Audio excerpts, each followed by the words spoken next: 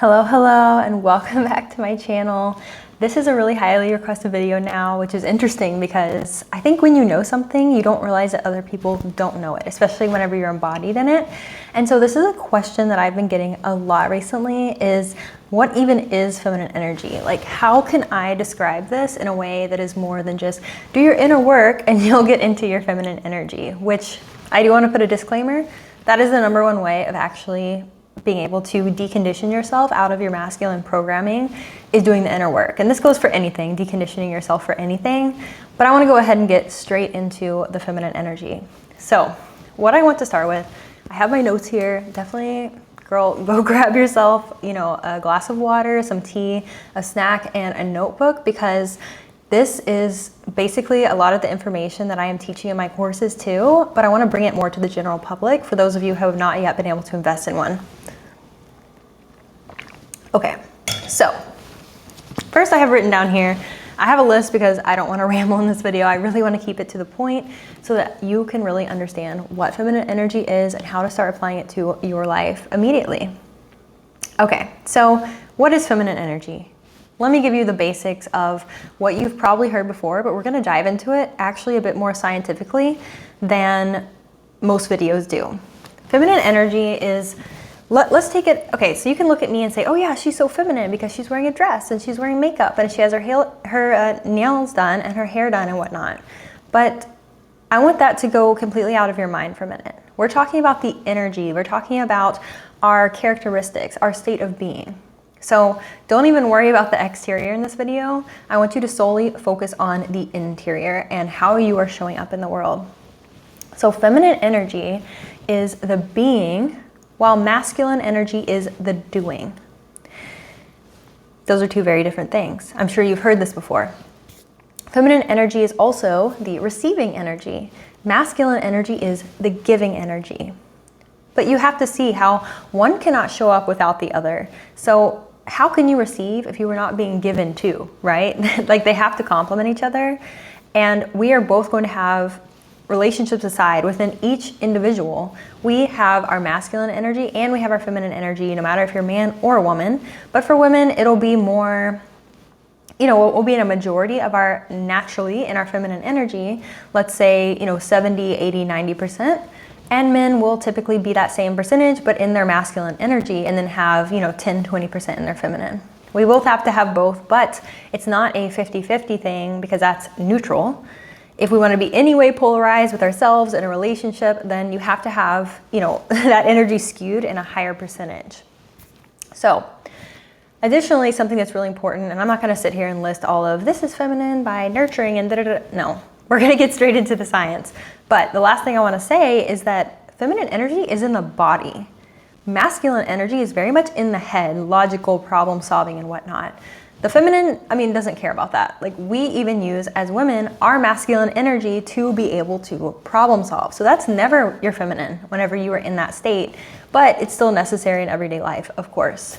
Okay, how to activate your feminine energy. Before I get into this, there is some very, very core information that you need to know before you figure out how to activate your feminine energy, because a lot of this information before I knew, I come from a science background. That was my major in college, was biomedical science. And so this to me, and I know for a lot of women, it's gonna make a lot more sense, especially if you're on the same wavelength as me on how you understand things. I wanna give you the science behind it. So, it is apparently politically incorrect to say that men and women have differences now in 2023, but it's true, and that's the truth of it. Let's talk about testosterone and estrogen. So in a previous video, I actually had this thought occur to me while filming the video. I was like, well, couldn't you equate testosterone to masculine energy? Like, if we want to use it in scientific terms instead of this sort of woo-woo up in the air language that not everyone's going to understand, wouldn't you say that, the dominant hormone, if we're talking about testosterone and estrogen, in men it is testosterone. In women, or in healthy men, it is testosterone. In healthy women, it is estrogen. And typically, I'm not sure, maybe there are some cases out there where, a woman has higher testosterone than a man, or in dominance to her estrogen, and maybe there is a case out there where a man has dominant estrogen to his testosterone. But that is not going to be a healthy individual. That is not going to be an optimally functioning, healthy male. And that is also not going to be an optimally functioning, healthy woman, if that is the case with their hormones. And so so let's go into testosterone for a minute before we go into the feminine. Testosterone is what we use even as women, because we do have testosterone, but at much lower levels that I'll get to in a minute. We use this whenever we have to do masculine tasks. So testosterone, and this is from scientific studies that I had to go into this because I was like, I need to know the actual information, not just regurgitated information that I've heard from, other YouTubers or stuff like that. So testosterone increases competitive ability. I'm sure the study was done on men, but we have testosterone too as women. So we are using, like if you're, that hustle, boss babe energy that is solely focused on, corporate achievements, degrees, all that sort of stuff, you are using your testosterone. We do not have as much testosterone as men. And like I said, I'll get to that in a minute. But in one of these studies as well, it actually said that, and this is how I'm saying, we're functioning optimally whenever we have our hormones at certain levels as men and women, which are different. Men with testosterone deprivation actually, they experienced memory loss, or not necessarily memory loss, but they actually forgot the things that they were supposed to be remembering in this study whenever they had testosterone deprivation. So why is this significant? Well, it's significant because this shows that this is not functioning at an optimal level for a human male. They don't need to have their testosterone decreased. I mean, this is actually something that, I've seen multiple Instagram accounts talk about this and other YouTubers who are more focused on self-improvement for men, but they're talking about, men are experiencing lowered testosterone levels from modern diets, from sedentary lifestyles versus being that like hunter, that go-getter, that achiever, and being just primarily discouraged from being in their masculine energy in general. So, higher levels of estrogen. Obviously, this is higher in women naturally. That is what makes us women. That's what develops our body parts that men don't have. And that also contributes to, let me put it this way. Higher levels of estrogen, which are highest in women in the years through puberty into menopause, they contribute, and you can see this obviously in a biological way, or the biological reason for this is that your estrogen levels are the highest during these years. Why? Well, estrogen is, really connected to, it's associated with typically feminine behavior, such as caretaking and nurturing. These are also aspects of the feminine energy, right? And so why is this? Because through the years of puberty to menopause, you are fertile, you are able to have a child. And so this would naturally bring us to the inclination to be more nurturing and caregiving towards the children that we would be having, and evolutionarily speaking. And so estrogen directly relates to the feminine energy actually. And so I'm glad I did this research because I was like, I feel like there's a connection here, but I just need to know more about it. Okay, so let's get into the levels and the differences between men and women with this, and the differences between the feminine and the masculine, and how the feminine energy serves women, not only just for life experience, but also because this is optimal for our health, to not completely use up our testosterone and feel depleted all the time. Okay, so this is actually crazy. I knew, the levels for men and what they're supposed to have for testosterone because, like I said, I was a science major and whatnot, and that's the primary hormone for men. So for men, it's about 300 to 1,000 nanograms per deciliter of testosterone. That is, the average male has that. If you're under that, you're considered low. If you're over that, you're considered high. Okay. Y'all, for women, for a healthy, optimally functioning female human, we have, on average, 15 to 70, 15 to 70 nanograms per deciliter of testosterone in our bodies. 15 to 70. I did the math, and men have 14 to 20 times more testosterone in their bodies available for that accomplishing, making achievements, producing, going after things, hunting. What the testosterone is actually used for, especially in history. They have so much available for that. It's almost as if they're naturally supposed to be doing those things. Who would have thought? And for women, I mean, we have 15 to 70 versus their 300 to 1,000. We have 14 to 20 times less testosterone, AKA less masculine energy to actually be doing these things. And so that's why I'm so adamant on talking about women should not be placing their self-worth. Like, that's such a losing game. Women should not be placing their self-worth into what society tells us to place our self-worth in, which is achievements, masculine accomplishments, degrees, burning ourselves out to be these boss babes. We must be the ones competing with men. What? I'm sorry. Where is the competition? I'm looking. 300 to 1,000 nanograms versus 15 to 70.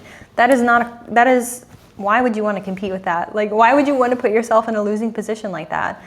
And I also want to go into, hopefully you're enjoying this very scientific, analytical, I guess, masculine, just look at the feminine versus masculine energy. But this is how I think it makes a lot of sense to a lot of people. I also want to go into, if we think about women with higher levels of testosterone. I worked in a dermatology clinic for 3 years. I saw a lot of women come in with PCOS, polycystic ovarian syndrome. They would come in to be prescribed birth control, but since we were in a dermatology clinic, it would mainly be for acne and hair loss. Those are two symptoms that are associated with PCOS, and also just elevated androgen testosterone levels in women. And those are like the two main male hormones and whatnot, especially if you get into bodybuilding. Like, I think androgen receptors and stuff like that has a lot to do with muscle growth. So what I notice is, like, what happens whenever you're prescribed birth control is that you are elevating your levels of estrogen and progesterone. These are very, I'm not going to get into birth control. It's really terrible for you. I was on it for a few years for acne. It's supposed to treat the issue, but it really puts a Band-Aid on the actual root issue, which is typically inflammation in the body and diet and also lifestyle, which, yeah, we'll get into that later. But the higher levels of the testosterone in women obviously are not adding up with an optimal functioning human woman. They're actually causing balding in women. They're causing PCOS. These higher levels are causing acne. They're causing other symptoms that I don't really want to say here on YouTube, but have to do with body parts being, a different size, I guess, if that makes sense. I don't even want to go into it. Voice deepening, and most importantly, infertility. So all this to say, and I'll get into how to activate the feminine energy too. All this to say is that women are biologically not meant to be in our masculine energy for the majority of the time. Yet that is where society is pushing us. And so being in our feminine energy is a way to avoid premature aging, is a way to avoid all of the health issues that I just mentioned, is a way to avoid adrenal fatigue, burnout, mental health issues. Being in your feminine energy is not just about looking pretty and getting a man to provide for you. It is about the actual longevity of your health and the quality of your life. So, how to activate it, right? How to actually get into your feminine energy. So, this is part of the inner work, but I'm going to describe it much more specifically than just do your inner work and journal and meditate and whatnot. So I do want to say, journal and meditating is a non-negotiable part, because that relaxes your nervous system. That alone will improve the quality of your life, man or woman. But for women specifically, it relaxes your nervous system. It allows you to get out of your head, right? Because the whole point of meditation and journaling, so the whole point of meditation is to like calm your brain. Now, I'm not talking about the specific, visualizations that we do for like manifestation, stuff like that. That's a bit different. I'm talking meditating where you tell your brain to shut up and you breathe, which is very, very hard. It's very hard. I totally understand. It can be really hard. But that's the point. Like lifting a 10-pound weight is really hard until you do it for a long time and you're like, oh, I got to move up to 12.5, or I got to, I need to move up to 15 pounds. It's all about practice, and it's all about doing it daily. You can't expect to be in your feminine energy if you're not even allocating time daily to the practices that put you there. Additionally, this is one of the most important things, is you have to, this is how we as women, write this down and implement this into your life. This is how we as women can best use our masculine energy. And it is to create a masculine structure for our life, whether this be a routine or using that masculine energy to implement the discipline to actually spend time journaling and meditating, or make a whole list of what makes you feel feminine. Maybe it is getting ready in the morning, taking a bath, meditating, gardening, painting, whatever that is for you.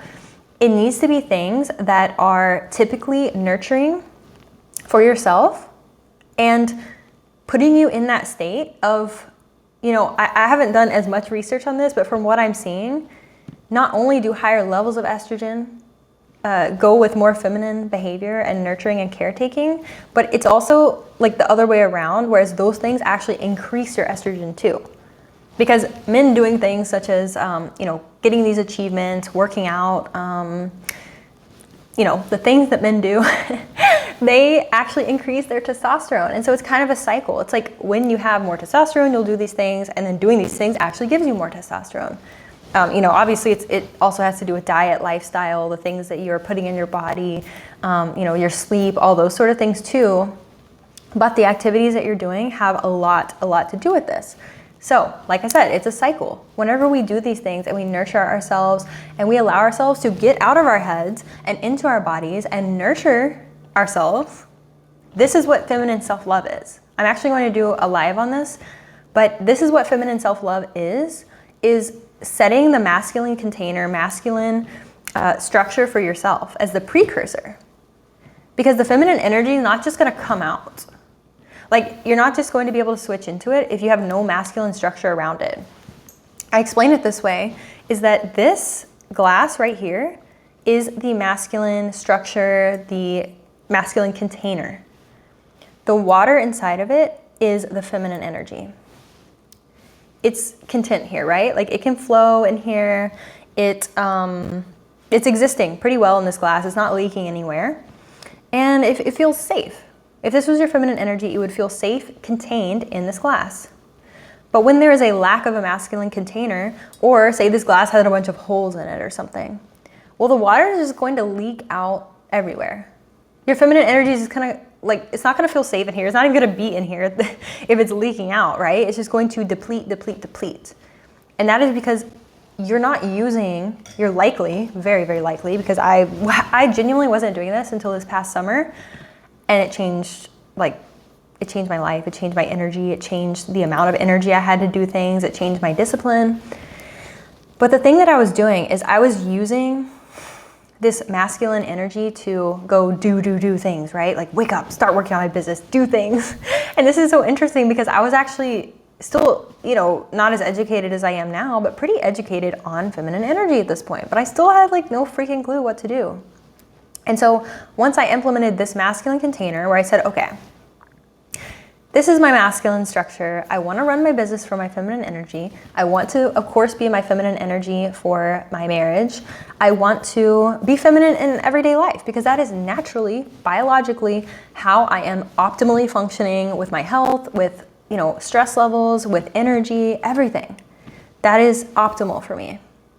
So I created a masculine structure for myself. And this is the first thing I have my clients do. If you work privately with me, I will not let you move on to the next topic until this is set. What can this look like? This can look like using your discipline and using a okay, I'll say it first and then I'll go into it a bit more. But using your discipline to actually wake up in the morning and then not go straight into working on something, not go straight into a masculine task, but sitting down with a journal, meditating. This is what works for me at least. Or maybe it's getting in the bath for you and just allowing yourself to be in your body. Using that discipline to actually do those things first and not shove those to the side and be like, oh, I can just put self-care as, you know, if I have time. No. You need to use your masculine discipline because I know you have it. I know you show up for work. I know that you get things done. Like, we know how to be boss babes. We know how to do it. So be a boss babe about your feminine energy. Just redirect it. The thing is that whenever, and this goes, like, men are really, really good at this because obviously they are biologically, you know, meant to be in their masculine energy for the majority of the time. But as women, we're also becoming like this too, because this is what happens whenever you activate your logical brain rather than your body. So we listen to logically, like say you wake up in the morning and you're not feeling great, but you have work. Logically, you're going to go to work anyways, most likely, unless you're feeling really horrible, because it's logical to go make the money and put your feelings aside. That is a very masculine trait. Like, that is the point of masculine energy, because if men acted off of their feelings, they wouldn't be able to provide, especially in the past. Like, they would not have been able to provide for their family and they would have starved to death. So when it comes to that, like, the self-awareness is very key, and getting into our body is very key, because feminine energy is all about listening to your body.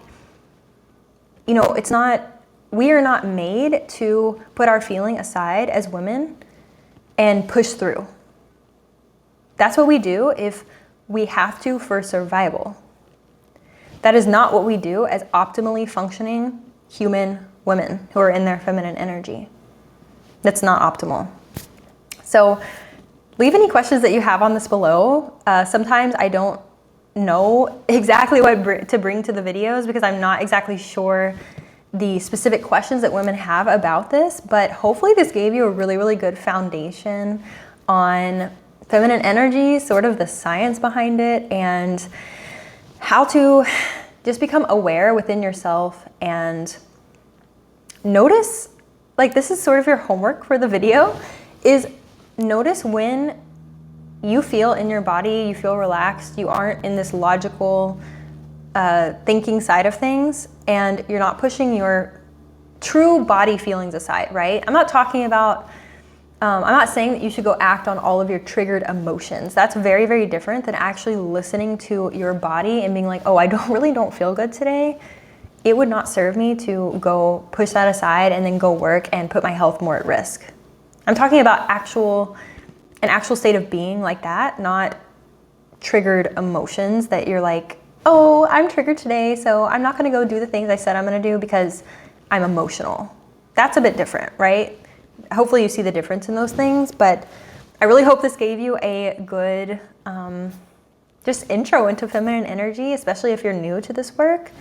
And what's interesting is, like, all of this actually falls underneath the guise of inner work in general. So hopefully I'm giving you a good introduction to this, but please leave any questions below or any other video topics that you'd like to see on this. It's always fun to go back to the beginning, especially now that I have, like, such a deeper understanding of it, and I'm not usually working with people on the basics, but, like, that's the foundation of things, and I do love talking about it. So I hope this was helpful for you, and I'll see you in the next video. Bye-bye.